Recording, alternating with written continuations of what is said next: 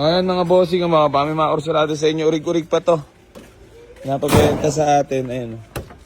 Yung issue. Pero urig paint pa nga. Oh. Sariwa loob mga bossing. Pami mga orsurado sa inyo.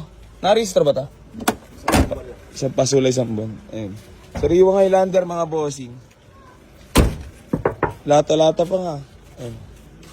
Ayan, bali pinapabenta sa atin mga bossing. Ayan. Kami mga orsulado sa inyo dito sa kapitbahay lang to. PM nyo lang ako para sa may mga orsulado. Sariwa nga. Panalo-panalo to mga bossing ko. PM nyo ako sa pricing Ayan. Ayan si bossing ang owner. So, ayun. Pag may mga orsulado, PM nyo lang ako. Pwede nyo na puntaan sa garahe or dito lang din. Sa garahe pwede rin. Kapag bisita lang kayo doon, dadali na lang to.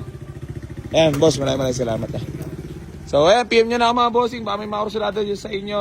Isuzu Highlander para sa mga naghanap. Diesel na. Diesel. Ayun, diesel. Ano? 4J-A1 makina. 4J.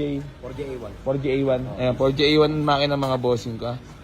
Sa mga gusto ng Isuzu Highlander, ito ay mangungumusyon na lang kay bossing ko. Baka makapatong sa presyo na lang yan.